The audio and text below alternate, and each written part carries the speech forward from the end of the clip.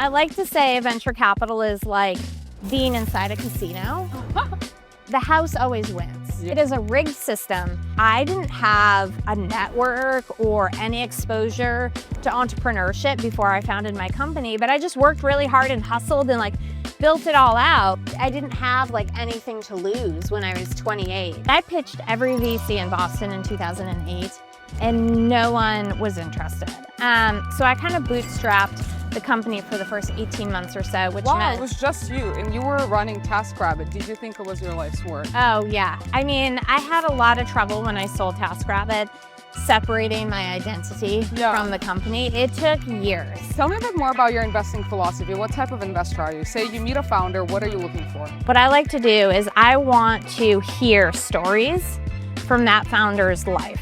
When I was a founder, I always felt like my biggest competitors were the ones that were building in my space. I realized that I was competing with other companies outside of my space that are doing well for capital. What are some stories of the early days that you look at fondly?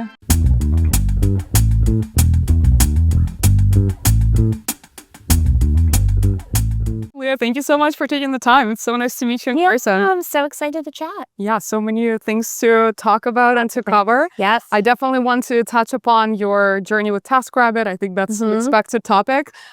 Journey to becoming a VC, your own fund, the book. But I actually wanted to start with your passion for dance. Okay. Tell me more. Are you also a dancer? You look like a dancer. I am not a dancer, but thank you for the compliments. Yes. Yeah. I actually sing opera, so I have my own classical passion, but I know you're really into ballet. Yes, I am. Yeah, I grew up dancing. I started when I was 5 years old, and I always loved all sorts of dance, but I really loved ballet. And I danced all through high school. I danced through college. I graduated with a degree in math and computer science with a minor in dance. And then even, when I got my first job, I was a programmer at IBM. And nights and weekends, I would still dance in Boston. And it was ballet, or what type of dancing did you do? At that point, it was more like modern, contemporary. Yeah, exactly. But I've always ever considered to do dance full time before you went to college? I mean, I don't think I was ever good enough. Got it. That's fair. To really make it my profession, but I always loved it deeply.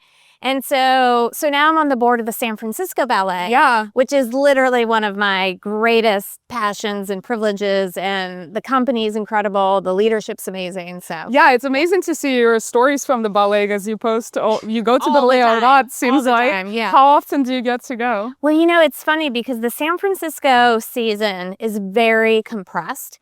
It's basically— What does that mean specifically? Well, it starts in December with the Nutcracker. And then the actual season launches in January, and they do 6 programs. So it basically runs through May. So January to May, you're seeing 6 different programs. And, if you are a subscriber and have season tickets, that means like you're basically going every 2 weeks to see all the programs. And that's quite often, twice a month. Yeah, I love it. It's my favorite time of year. Ballet season is the best season. That's amazing. And so now you're on the board of the ballet as well. How long have you been on the board? I've been on the board for— here comes a car. Just a few years now. I think this is my 3rd year. And I heard that there is a new director. There is. And she is phenomenal. So yes, there's a new director of the ballet, artistic director. Her name is Tamara Rojo. And she grew up in Spain and Canada and was the artistic director of the ballet in England as well, where she was a principal dancer. And so we recruited her really hard here in San Francisco. Oh, so the board really helped with the recruitment. Yes, that's awesome. And brought her over. And she just completed now her 3rd season as well. So I kind of joined at the same time that she joined. And she's absolutely incredible. She is the first female artistic director that the company has ever had. And it's almost 100-year history. Wow. And the last artistic director was there for over 30 years. That's a long time. So it was a really big deal, yes, to get her, bring her. And she's really transforming the company and the ballet, I think, for a new audience, which is really exciting to see. That's awesome. And what I also love, it seems like you have your crew for life for multiple years. They usually go to see ballet with and travel with. Yeah. Tell me more about the friendships that you've built up over the years, being a founder, being an investor. Who are the people that you've really bonded? Yeah, I mean, I think I've gotten really involved in an organization called YPO, Young Presidents Organization. So I joined YPO in 2012, maybe. So it's been, I mean, that's quite a while. Yeah, 14 years. I joined when I was running TaskRabbit, and it's all presidents, CEOs of organizations, that qualify, big enough to qualify. I had a real estate blog. I had friends. What type of real estate? Like it was like finding homes online. Okay. I mean, this was like, there was Trulia at that point and Zillow. And so like tapping into those kind of markets. I still think there's an opportunity to create, a company around real estate where instead of just being able to search the inventory that's on the market in that moment, being able to like find your dream home and like track it and maybe indicate interest even if the owners are there, Yeah. So it was kind of along those lines. But when I had the idea for TaskRabbit, it was like this magic moment of inspiration. And, everyone I talked to about the idea was like, this must exist. That's amazing. This must exist somewhere, right? And I was like, no, actually it doesn't. I mean, there have been different iterations of it over the years. And did you kind of feel it in your body that, hey, this is the idea? Yeah. How did that excitement show up differently than other ideas that you were playing around with? Yeah, I mean, I think it was just, I would talk to anyone who would listen to me about the idea, and the feedback I would get was always so positive and so excited. And I'm the type of person that kind of matches people's energy, like whatever energy is like thrown at me, I will like throw back at you. By all this I was like, oh my God, this is amazing. So that's really kind of what gave me the confidence in the early days. And so then did you do it as a side project with IBM, or did you quit your job pretty immediately? Pretty early on, I quit my job, and that wasn't an easy decision, but I had met a man by the name of Scott Griffith, who at the time was the CEO of Zipcar. And I didn't know Scott in advance. We kind of got connected through a friend of a friend. But Zipcar was incredibly successful at the time, still to this day.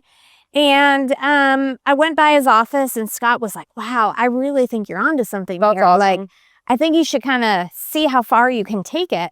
And I kind of took it as a challenge when he said that to me. That was probably 4 months after I had the idea. And that's really when I decided to quit IBM and work on it full time. That's really incredible that you did get so much positive feedback, because I feel like right now when founders go through an idea maze, it really feels like everything was done, and it's so hard to think of a novel idea that you would get so much excitement about. Yeah.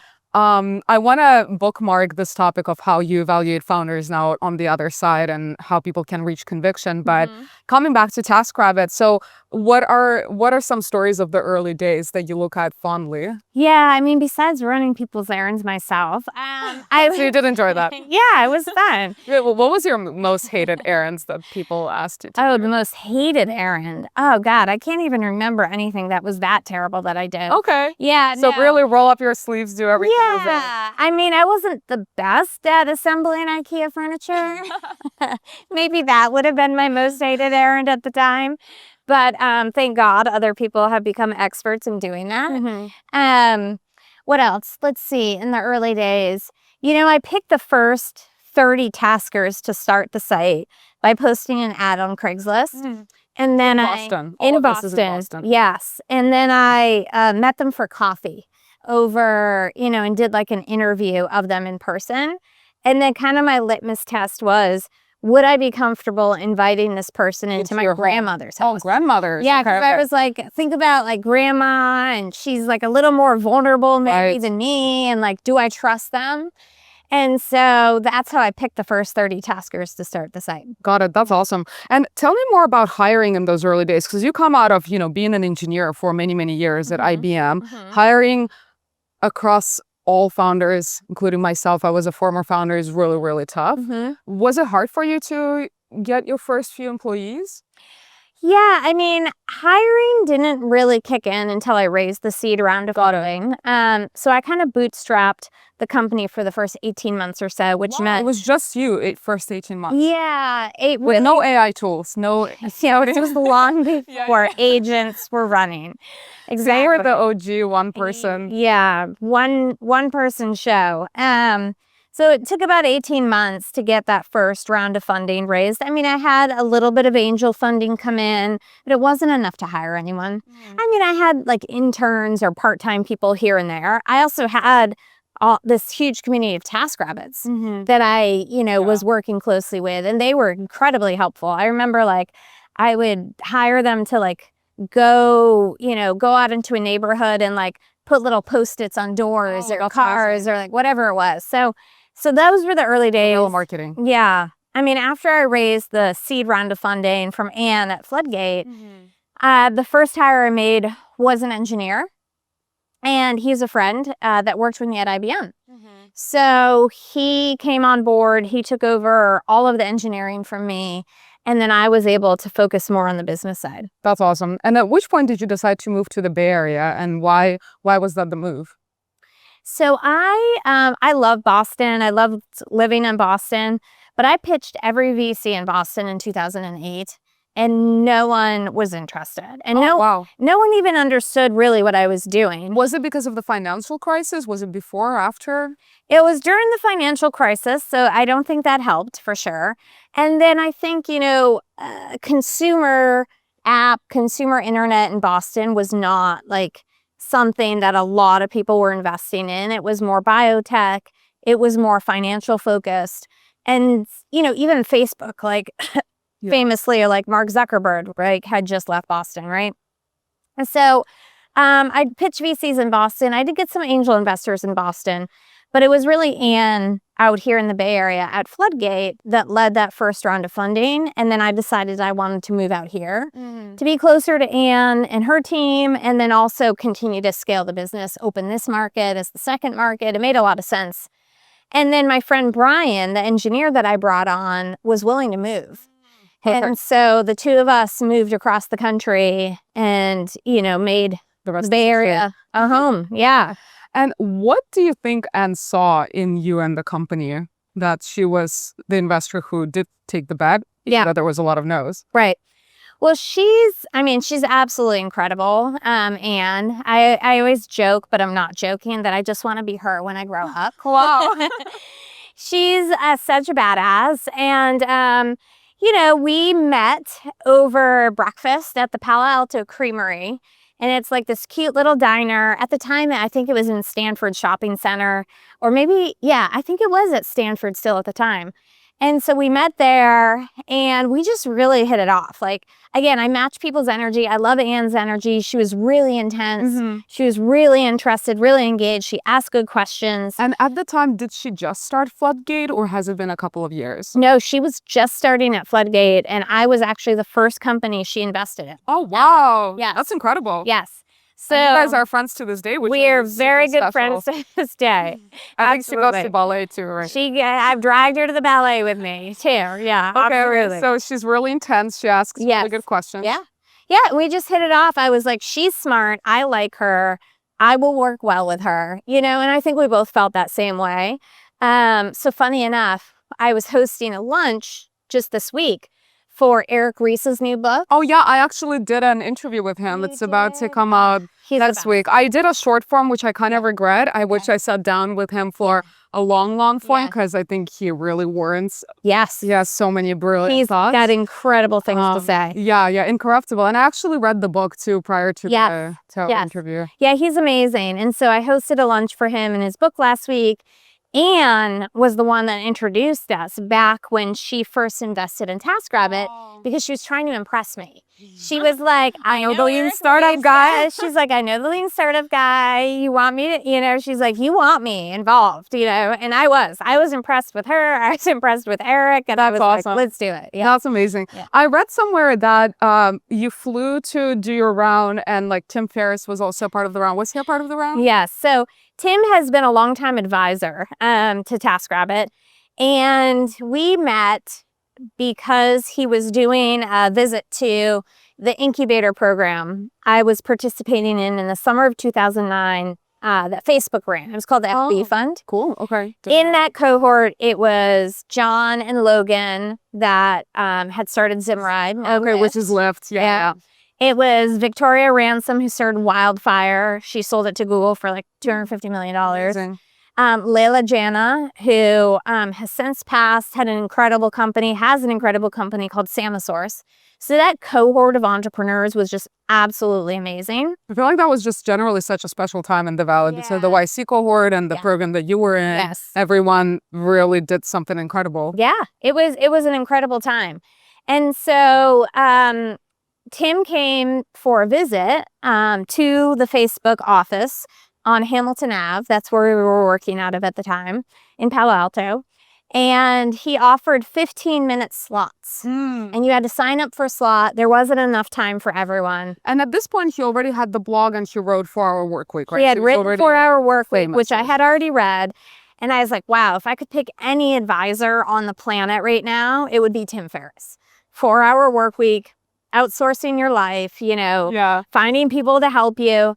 I was like, this would be perfect. And so he was coming by the Facebook office. I signed up for a 15-minute slot with him. And, 15 minutes is not enough time to like really pitch someone to be an advisor. And so my only goal was to get a second meeting. And so I, walked in and I'm watching the clock and the clock's ticking away. It's like minute 12, 13, 14. Like he's giving me feedback on the website. I'm like, this is all great. I was like, do you think we could spend more time together? I'm loving this feedback. And he kind of hesitated. He was like, I don't know. Just like, I don't know if I want to do this. But he's like, why don't you reach out to my admin? I was like, great, done. And so he gave me her email address. So I emailed her like immediately. And then she was like, yeah, Tim's available for a call, next week. A call? Yeah. I just met him in person. Like, I'm not going to cut it. Yeah. I was like, I am going to be here in town. I was supposed to be in Boston. I was like, I will be here. Just like name a place, name a time. And so we ended up having lunch that next week. And he and I really hit it off. And he's just absolutely amazing. He's been so supportive throughout the whole journey. And it's been really fun to have him involved. That's awesome. Yeah. So I know from what I've heard about his investing philosophy in those early days is that he really wanted to be incredibly valuable to all the companies that he would support before he started full on being an investor outside of all the other great things that he's doing. How did that show up? Like, what did he do for TaskRabbit in the early days? So Tim, I think he wanted to really, I remember that lunch because he was asking a lot of questions just about like where did I need help? What would I do? With like a $50K angel investment, like where would I put the money? It was very detailed. And so I agree, like he really was thoughtful about how he would get involved and how he could be helpful. I mean, he at the time, and he has an even bigger audience now, but he has a huge audience. Oh, already? Already. Wow. Totally focused around life hacking, right? Outsourcing. And so, he was able to come into the office, spend time with the team. We would brainstorm product design, user experience ideas, pricing. Yeah, he would weigh in on a lot of things. So it was really great. Hello. Before we move on from TaskRabbit, I want to hear about how you had so much conviction to go from auction to fixed pricing. Yes.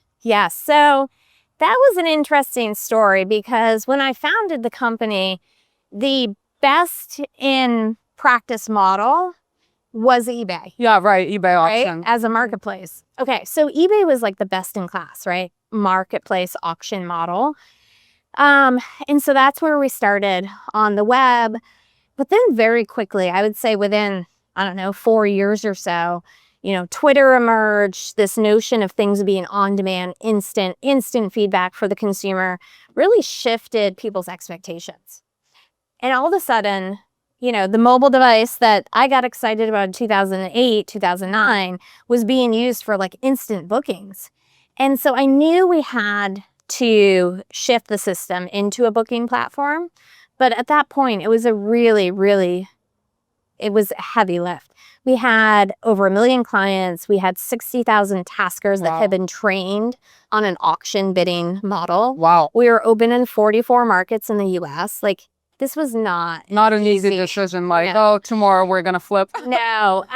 But what made us have conviction around the idea, and this was really, I talked to Eric Ries about this too recently, is like, this is what really saved the company, was doing a small MVP test in the London market. And we hadn't opened in London before, but we basically opened a new market where no one had heard of us before, with a brand new product that was mobile first, mobile only, straight instant booking platform. And we immediately saw that it was working better. We saw all kind of the key metrics, double, if not triple, cohort usage went up. And so we were like, okay, this is better. Now the hard part is, how do you roll this back to the US market, to all of these customers? And how did you guys do that? I mean, that was really hard. So we did it. I mean, we literally took taskers from the London office that had been trained on the new system, and we brought them to the US for a road show of training around the US. And we brought them to different cities in the US and had them train, the experienced taskers away from the auction bidding platform and into the booking. Because I guess now they had to learn how to set their own pricing, set their hourly rates, put themselves online, offline, on duty off, all these things. So we did that. We, then had to migrate over huge databases of information without losing any of the data. That migration was very risky and very stressful, but we did it overnight, 2 a.m. And then, you wake up the next morning and it's a completely new system for people to use. So it wasn't without its bumps in the road, for sure. There was a lot of friction at first. There is this famous TechCrunch article of the TaskRabbit logo on fire. Oh, no. When we first launched it back in the US. And I remember our head of marketing was so upset. And I was kind of like, listen, it'll blow over. We know this is right it's going to be fine. She was so mad. She was so angry. She, calls up the contact at TechCrunch. She's, oh, wow. You got to take this, this is like defamation, whatever. Should we refresh the screen? They've made it bigger. Oh my God. I know. That's ridiculous. I know. It's so funny. It still makes me laugh, actually. So it sounded like you were pretty chill about, it was stressful to do. It was totally stressful. But I had the perspective and the conviction that this was the right move. Even after the taskers kind of revolted. Yeah, it was like whatever it takes, because London was doing so well. Yeah. And we knew we just kind of had to turn over some of the people. Yeah. How did you like running the company? Did you love it for most of it, or were there... I did. It was like a different season, different time in my life. It was an incredible experience, incredible journey. How would you describe that season in comparison to... Well, I had no kids. Now I have 4. Yeah. So, there's just a lot. There's a lot more to juggle in my life. But you started having kids while you were still running TaskRabbit. Yeah, when we opened the London market, I was pregnant with my first. Mm-hmm. Yeah. And then when we sold the company to Ikea, I was pregnant with my second. Wow. So yeah, it was just kind of a different moment in time. I was 28 years old when I started the company. It's almost 20 years later now. I mean, it's crazy. So, my ability, I didn't have anything to lose when I was 28, and I was able to take those risks. And I'm glad that I did. And like I said, it was an incredible journey. Yeah, that's amazing.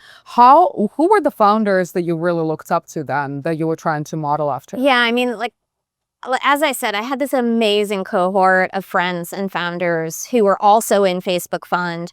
And then when I moved to San Francisco, we, instead of getting our own office space, we had this shared co-working environment called Dogpatch Labs.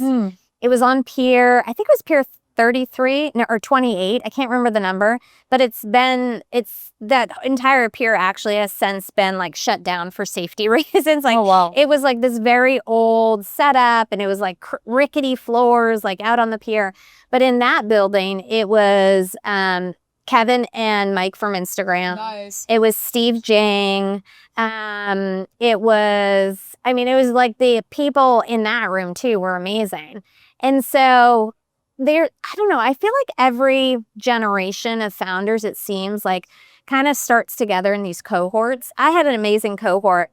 The cohort a little bit before me, was like Kevin Rose, Daniel Burka, Tim. Wow. I really looked up to them and got to know them over the years. But they were like the model that when I was living in Boston, and I thought about like, oh, who are the great entrepreneurs in Silicon Valley? Like those were the people. It was like Reid Hoffman starting LinkedIn. Yeah.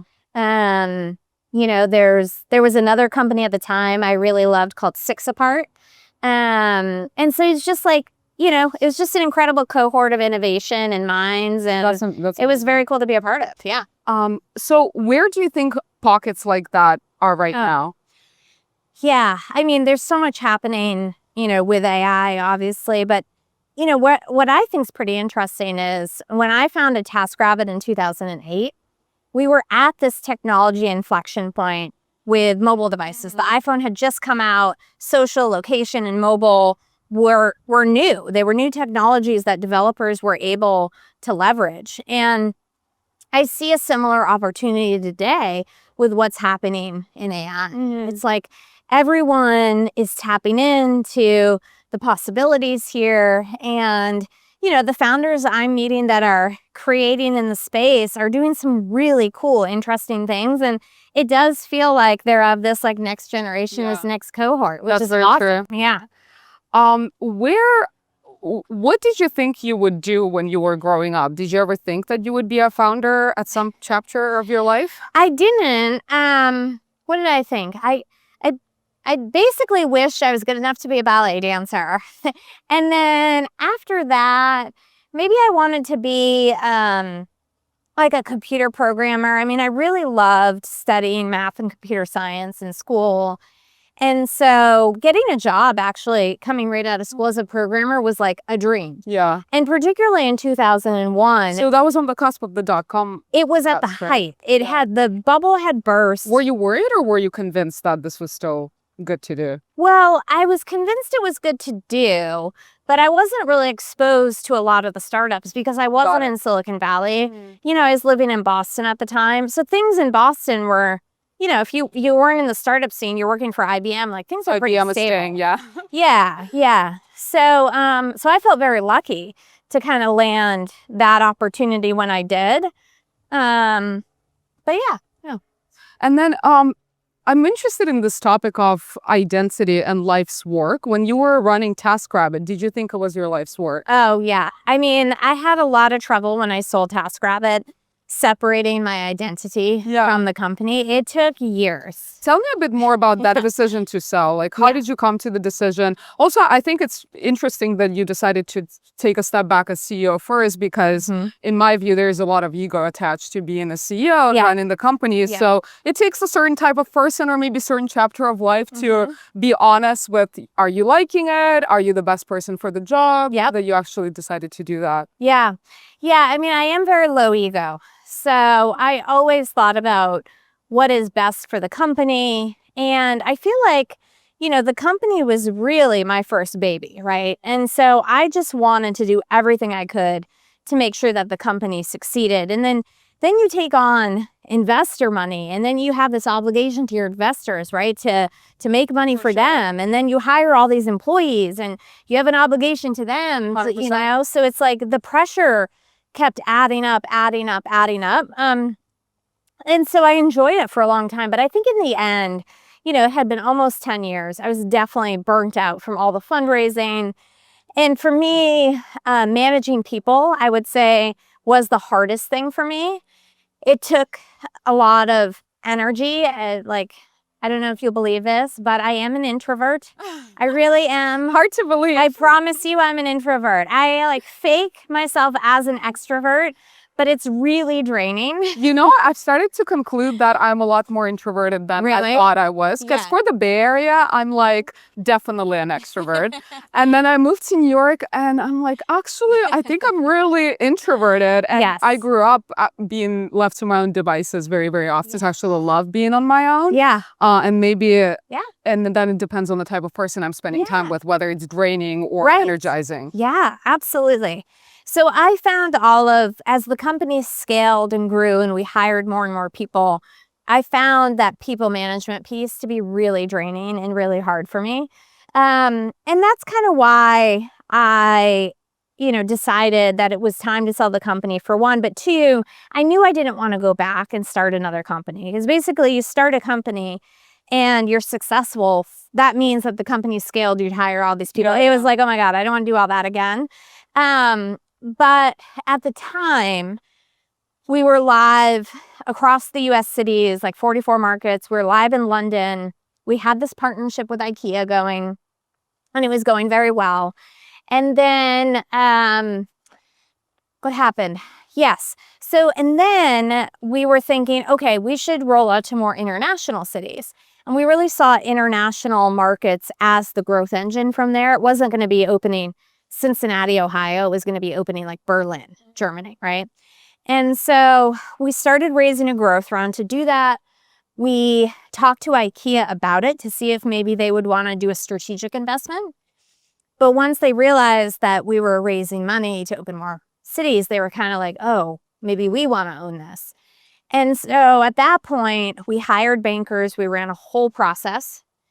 We ended up with 3 term sheets in the end. But I was always really excited about Ikea, and mostly because, we had spent time with the team there. I knew that we had shared values, a shared mission. They are family owned. They're still a private company, out of Sweden. And so it's been really, really nice for TaskRabbit to kind of fit in to that framework. And Ikea has now invested more money into TaskRabbit than I ever raised. Oh, wow. On its own.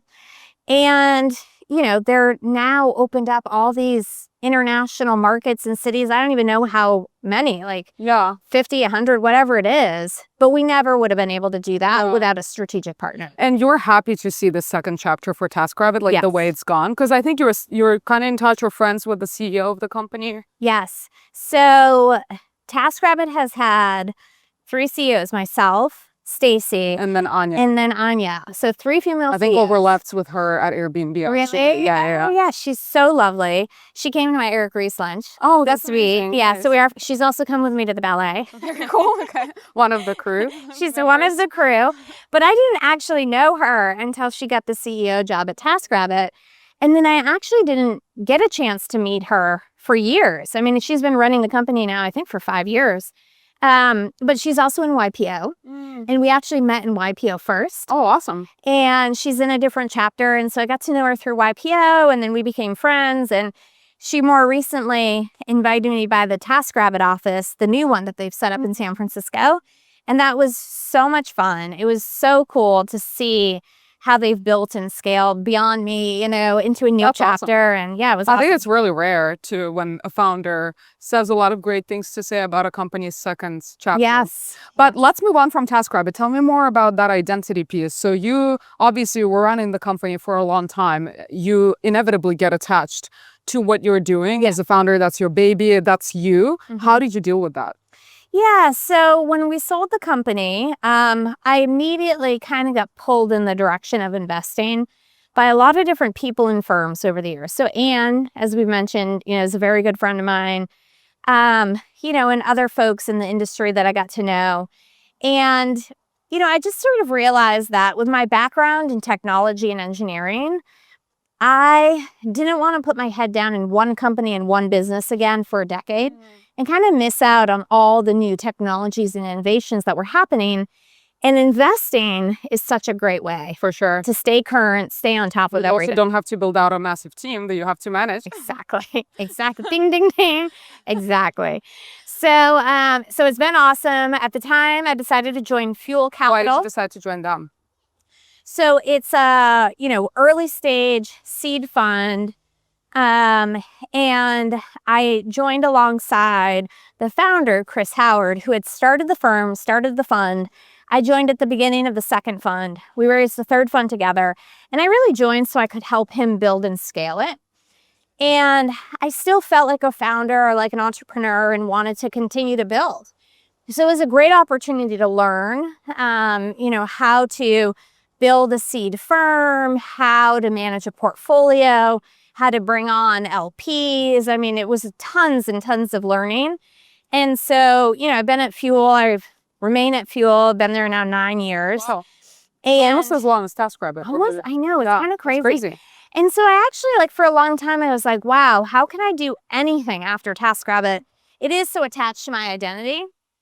When people meet me, they're like, oh, they want to talk about TaskRabbit. Yeah. But now... Are you tired of it? No, not at all. But I think what I realize is that the experience with TaskRabbit has now given me the credibility and experience to be a good investor and to work with incredible founders. And so, now I realize that experience has really kind of built me up into the investor I am today. And so I love being on the investing side. And more recently, I've decided to spin out my own fund. Right. And the new fund is called Precedent VC. And it's really focused on investing in this next generation of category-defining, precedent-setting companies that are building for the consumer specifically. Oh, consumer specifically. Why consumer specifically? Well, consumer has been so out of favor in 100%. venture for years. And I really think this is a massive turning point because of the technology that's emerged. It's like 60% of Americans have used AI in the last 6 months. If you look at the millennial generation, we're all parents, and it's like 85% of us are using AI on a daily basis to manage our lives. And so that's just like a huge behavioral inflection point. And so that's why. That's why I want to focus there, because this next generation of iconic companies, they're not just going to follow the precedent that's been set. They're going to set new ones. Right. Yeah. Are there any specific consumer categories you were particularly excited about?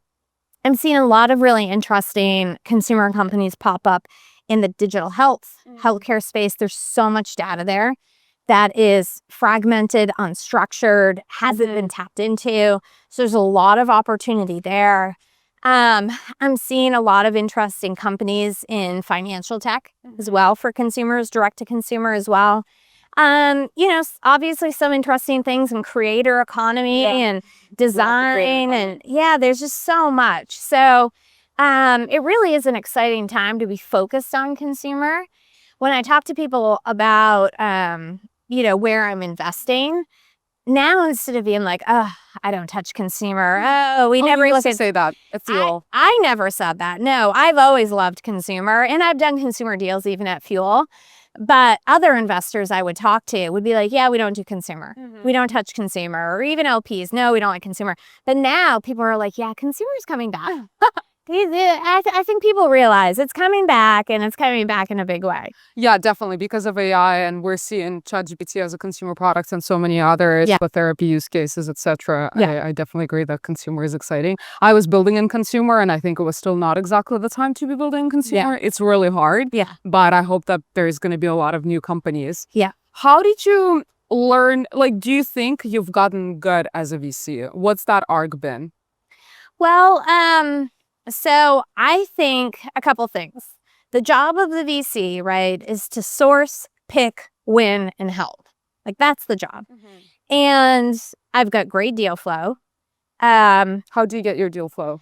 Many years now. It's like years and years and years. I see about 300 deals a quarter, about 300 deals a quarter. Yes. Wow. Do you review every single one of them? I utilize AI to review every single one of them. What is your AI workflow to do that? So I basically built out this AI copilot, and I've actually made the entire framework public so anyone can use it. Cool. Claude, ChatGPT? It's ChatGPT. It's a GPT-based framework, LLM. And basically my workflow was I get mostly email pitches coming in. They can be cold emails. They can be part of YPO communities. They can be part of other pockets of communities. They can be from co-investors, whatever it is. Email pitches come in. And I now centralize them and target them all to the same place, same email address. And then I basically have an agent running on that inbox that triages, categorizes, and scores every single deal. Amazing. On a scale of 0 to 5. If anything scores above a 4.0, what are the inputs? What is the framework that you're using for scoring? Founders, market size, competitive landscape, revenue, just like the basic framework to kind of triage category, right? Because I have a specific focus and thesis. And so if anything scores above a 4.0, I will immediately get an email, an alert saying like, hey, you need to look at this. So that helps manage and triage a lot of the deal flows.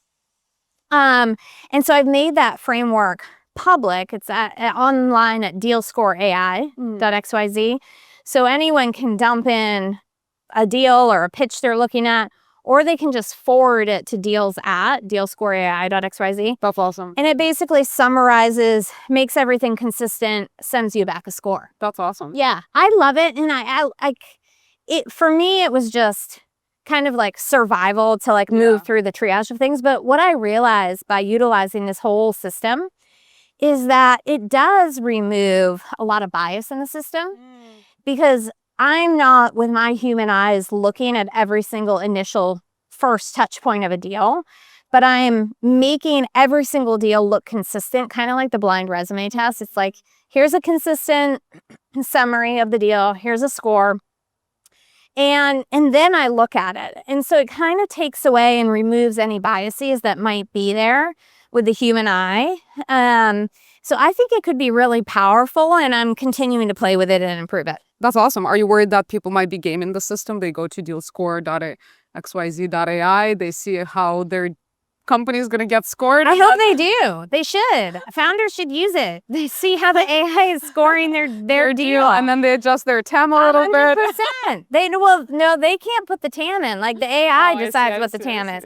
Yeah, no. I think it's actually a great tool for founders to utilize to improve their pitches. Feed a pitch deck in there and let the LLM decide, what it pulls out. Tell me a bit more about your investing philosophy. What type of investor are you? Say you meet a founder, what are you looking for? So because I am typically the first check-in, I'm investing at the earliest stages. It really comes down to founder market fit, meaning is this founder built for this particular opportunity? And is the opportunity big enough? Is the market big enough? And, with the lens with Precedent VC that I'm looking at, I'm looking for these precedent-setting companies. So it can't just be a product or service. It's got to be really something that I feel like changes and improves the consumer experience moving forward. Do you think if you were the VC sitting across the table from you when you were raising, do you think you were a founder market fit? I think that I was so aggressively passionate about what I was building and saw such a clear, I had such a clear vision for what it could be that yes, that made me fit the market. But I didn't come from the labor industry. I didn't come from a place where I was managing a lot of hourly workers. But I think actually that's what kind of gave me the opportunity and edge. So it's not that you need to be an expert in the industry or field. And I think many times not being an expert and looking at something with, fresh eyes. And aren't inhibited by the precedents that have already been set there.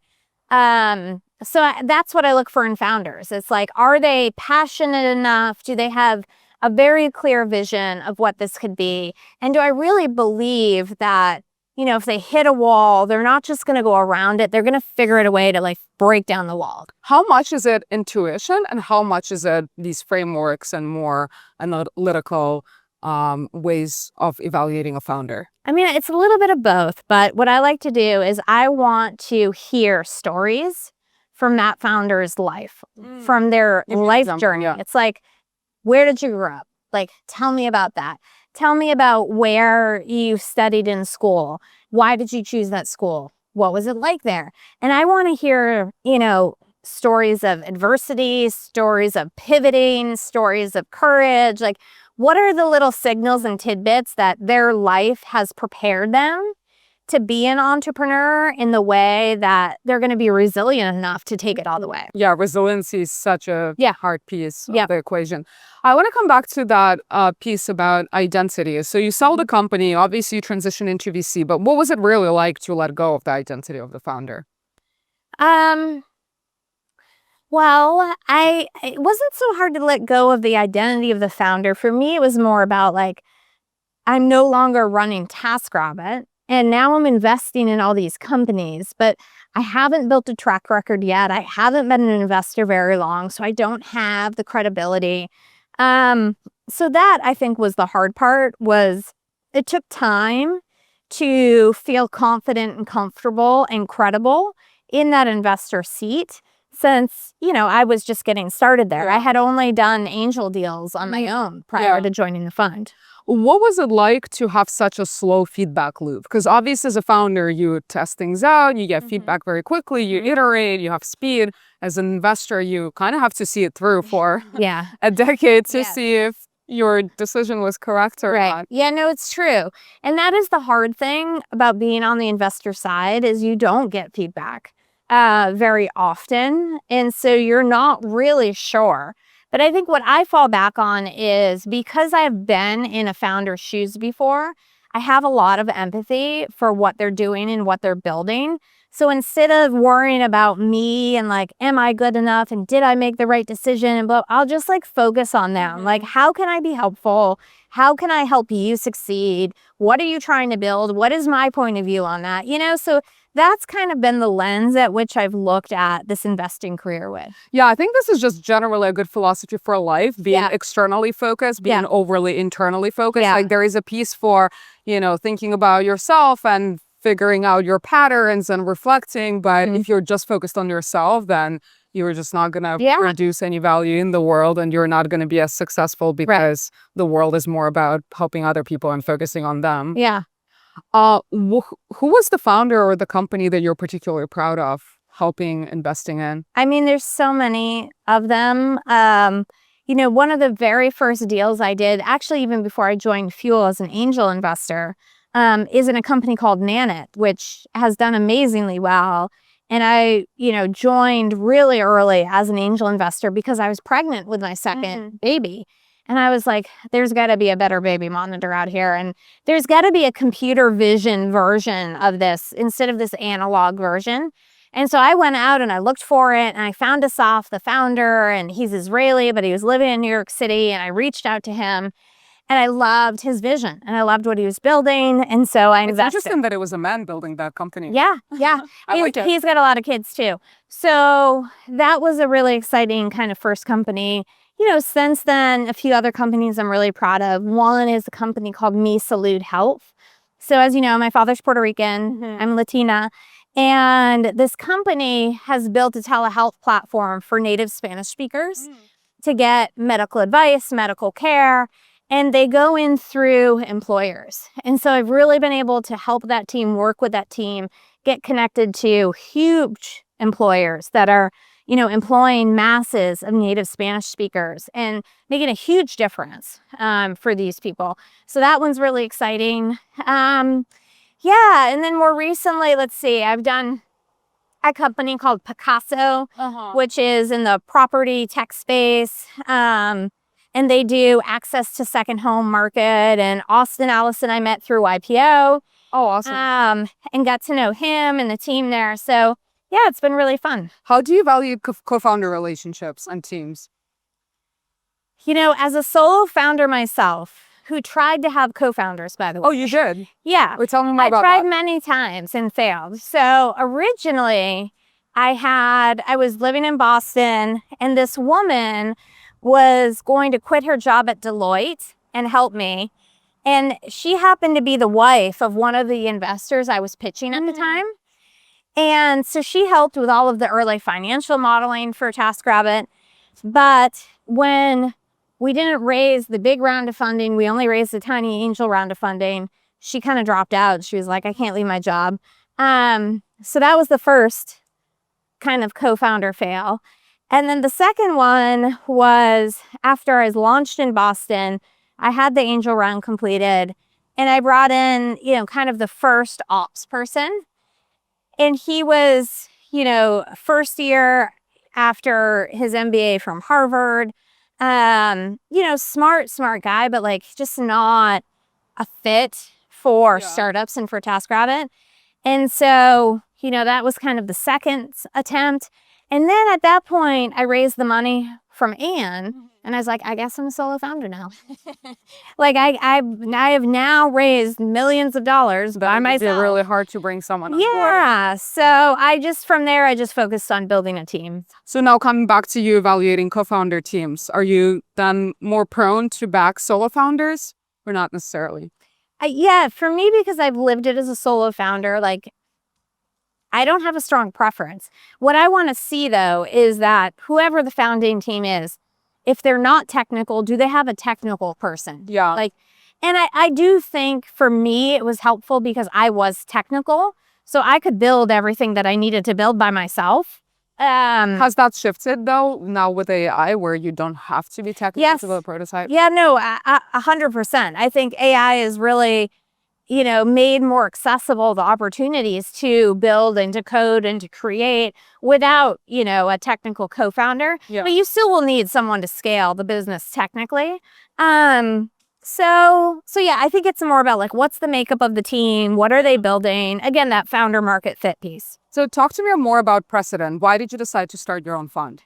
Yeah, so, with Precedent, it was a couple of things. One is after, working and investing at Fuel, I still felt this kind of deep obligation to do more. Like, I just felt like I could do more for the industry, not just invest in founders, in this generalist fund. And so being able to create Precedent has really allowed me to create more of a platform around venture. And so I have the fund, I have the podcast, Breaking Precedent, where I interview leaders across industries that are, shifting society in some way.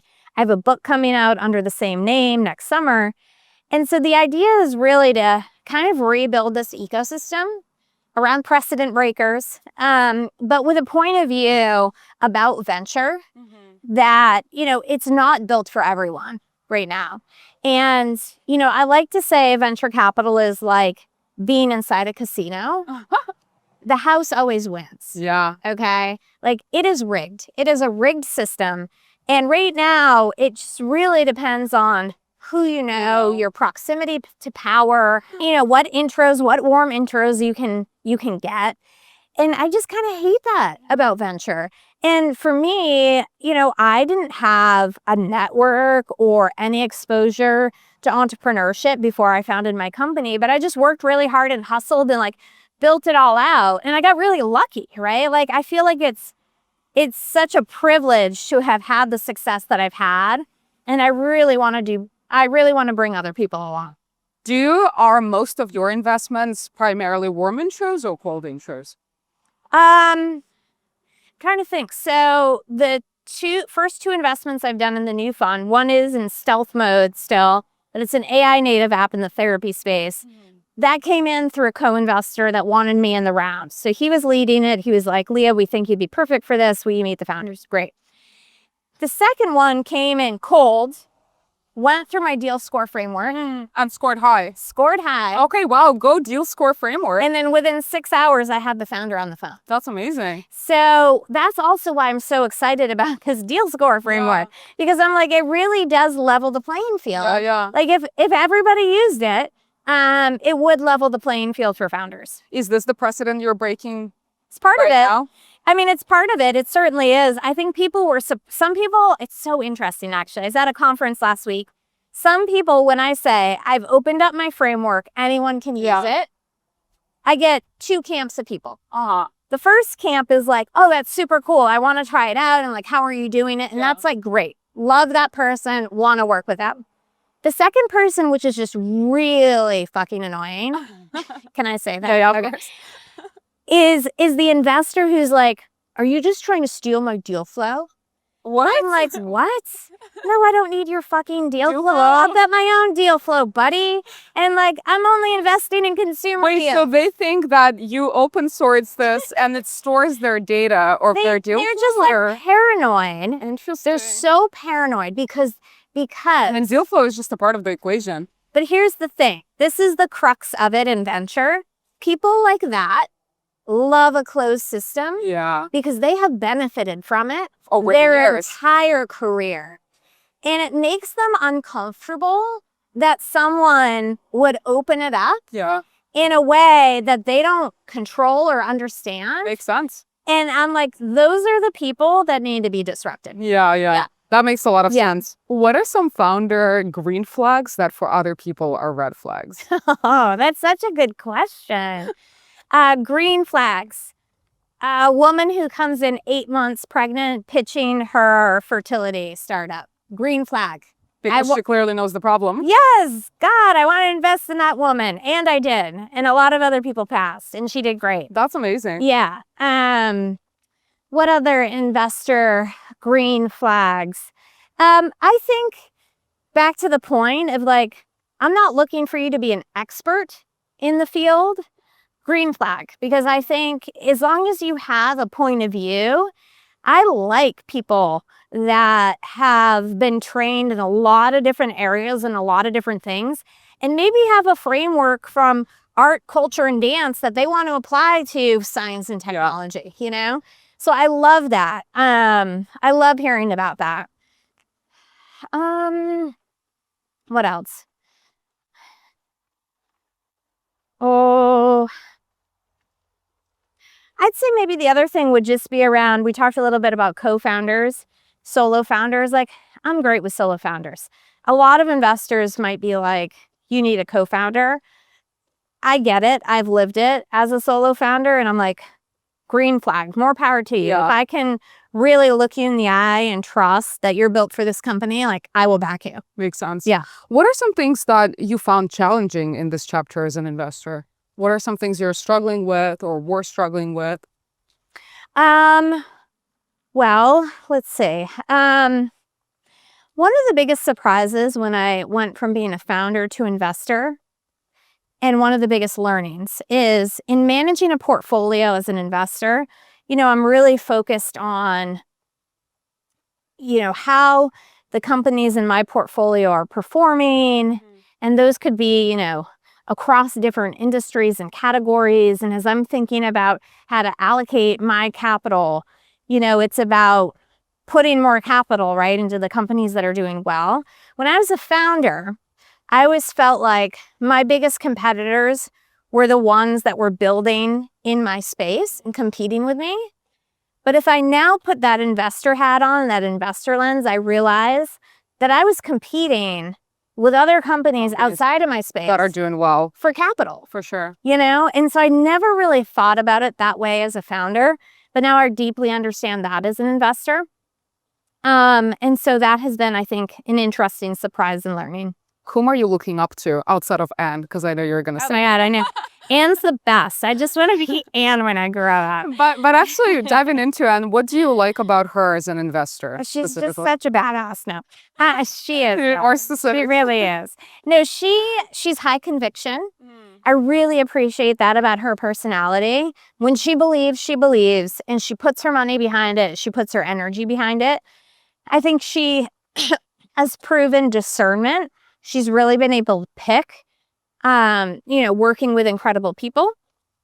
So I think those are, you know, two incredible characteristics. You know, I feel really lucky too. I think most of my best friends are investors running their own funds.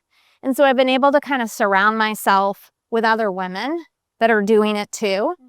And we support each other, we swap stories, we trade notes, we do LP intros, you know, whatever it is. And so I love being a part of that community. That's really fantastic. Yeah. Tell me about a decision of writing a book. Why a book? Why Breaking Precedent? Yeah.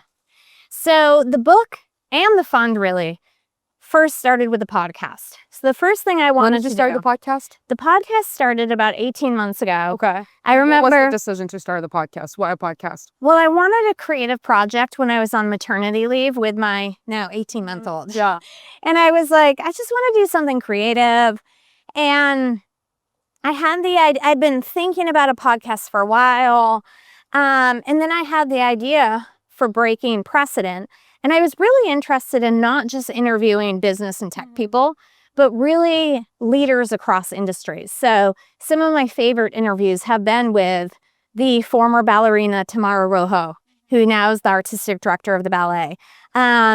Derek T. Jones, DJ D Nice, who, during COVID launched Club Quarantine. Oh, cool. And brought us all, into his living room as he DJ'd. Christina Tosi, who invented Milk Bar and, Nice. created all kinds of new crazy desserts. And so I love hearing people's stories across industries. And then I think what I realized is, wow, there's really this common thread and framework behind all of these precedent breakers.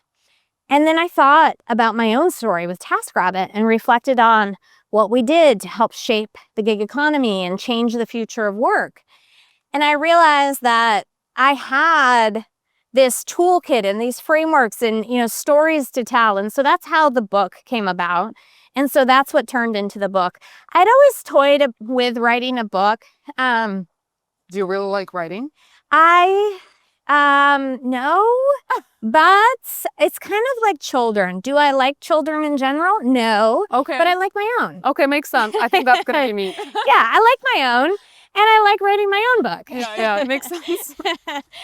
So it's been an awesome experience. I've actually really enjoyed it. And Do you write it yourself or do you have a ghostwriter? No, I have someone working with me Like to an help editor? organize. Yes. And I have an amazing agent who's written 7 New York Times bestsellers. She's That's absolutely incredible. awesome. Wow, Yeah. how did you lock in such an amazing agent? Oh, Well, my I guess you have you have an amazing background, so. I just chatted with people and got connected to her, and she's been super, super helpful and supportive. So the book has been really fun to write. And not only am I excited to tell some TaskRabbit stories that I've never shared before, ever. Some of them, when I read them back, make me cringe. Do you share any of them here? There's all kinds I of should have things. done a better job asking you for more unpublic stories. Yeah, but well, I will tell you, this is a little known fact that I just put in the book.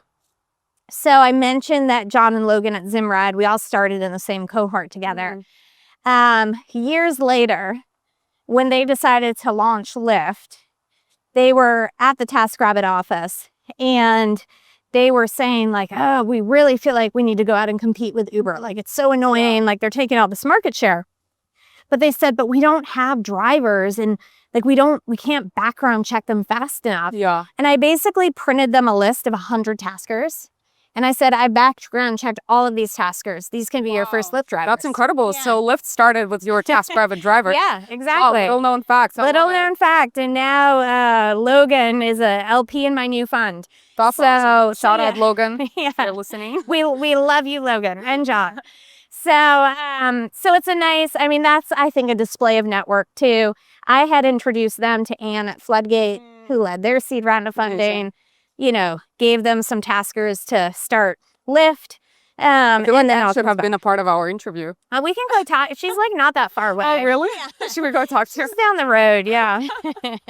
How can someone learn to become a precedent breaker? Okay, so I have 13 chapters in the book, and it walks you through what I call a rebel logic toolkit. Okay, Rebel, I love the name. It's really fun. And so, yes, I've come up with this concept of rebel logic. It's a toolkit. Every chapter teaches you a new resource or framework to put inside your toolkit. I kind of like it too because with TaskRabbit is a little toolkit, you're like a little handyman. So it's a little nod. Yeah, It's a little nod to that. But, there are things that I have both observed and experienced in interviewing others and then reflecting on my own journey. But things like having this outsider lens, not being an expert in something and being able to see it differently. Being able to kind of what I call cross-train your brain in lots of different things in a lot of different ways in order to influence how you might tackle, one thing that feels really niche or really, experienced. So you think that it could be learned? Because I feel like Yes. you can also be a precedent breaker by being the first person to go to college or being ambitious or when 100%. And I think, I have a belief that all precedents are created equal. There's no large ones and there's no small ones. For me, TaskRabbit obviously was precedent breaking with the future of work, but I was also the first woman in my family to go to college. Oh, wow. That was just a big a deal to me in my life, right? And so I talk about that in the book as well. There are no large and small precedents. Every precedent is created equal, and every precedent takes as much energy and conviction and resilience to break through. So do you think you were born with that, or you are a person is born with that, or can it be learned? And that actually segues into, I'm curious how you parent your kids. Is there something special that you do to have them be precedent breakers? Yeah, I mean, I think it can be learned for sure.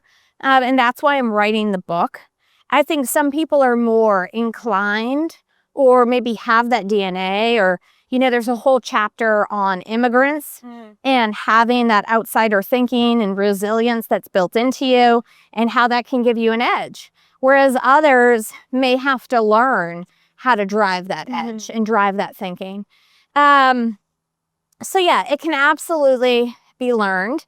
And yeah, with my children, I think what's great is, I'm proud that my daughter, my oldest, who's 12, going on 13, she sees me work, she sees me building, she sees me creating. Even if I can't, pick her up from school or take her on that Starbucks run that she really wants to go on because I'm working, she's like, she respects that. And I think it's good for me to role model that for her. Are you and your partner, husband, helicopter parents, or are you like, we're going to be there when it's important to us? No, I don't think I'm a helicopter parent. I think, I don't know if that's a good thing or a bad thing. I think people are helicopter parents. I'm proud of it. I don't know. Yeah. I don't think that I am. But I think, we have created, a support system and framework for our kids to succeed and thrive. What's the framework? Be there for the important things. Like today was the last day of school. Apparently there was this whole picnic and move up ceremony. Oh, wow. I'm like, I got to cancel everything to do this, right? Oh, damn. Yeah. So that's an example. My daughter's really gotten into volleyball and she's really good at it. And I couldn't go to too many of her games. But the last game I was like, I don't care. I'm going just like one game. I just want to be there. I want to see it. And then we've also gotten involved in the volleyball league that's coming to San Francisco. Oh, nice. Yeah, it's League One volleyball. There's a San Francisco team. And so we've become owners in that franchise. Oh, super cool. Yeah, so that's like a way too to bring her in, bring her along in something she's interested in. So yeah, I mean, everyone's just doing the best that they can. So the framework is be there. That's one. Show up. Show up. Too. Yeah. Okay. Show up. Transparency and honesty and communications. We try to have open discussions and chats about like things we can be helpful with as parents. Do you have like very split tasks between your husband and you? So yeah, so my husband definitely like after year 10 of bedtime, I have transitioned that to my husband. Okay. I am like, I can no longer do bedtime. But he really loves bedtime. He loves stories. He loves reading to the kids. So literally for like 3 hours, he's like reading to a child. And I'm like catching up with work and stuff. So that's a good example of divide and conquer. I'm usually the one that's organizing like, what is everybody going to eat? I actually really like if I have time. Sometimes maybe like on a weekend, I'll cook. I love being outside and like barbecuing for dinner, but he'll handle all of like the cleaning and all of the organization there. That's great. So yeah, it's definitely kind of, we have our strengths and areas where we like to participate. Any tips for someone listening for how to find a great partner? Just see if they clean up after you. Oh, wow. Okay, got it. That's a good test. Yeah, exactly. Just leave a lot of stuff out and just see if they clean it up. Do you guys use AI for running the household or for a lot of personal tasks? Yes. And how? in fact, I think more and more so every day, like I cannot wait. And maybe this exists already, but I cannot wait until there's like a typical grocery list that we order from every week and we use Instacart. And it's like, I'm surprised Instacart hasn't launched this feature yet. It's got to be coming, right? It's got to be coming. So I think there's going to be a lot of leverage that's produced there with those sorts of things.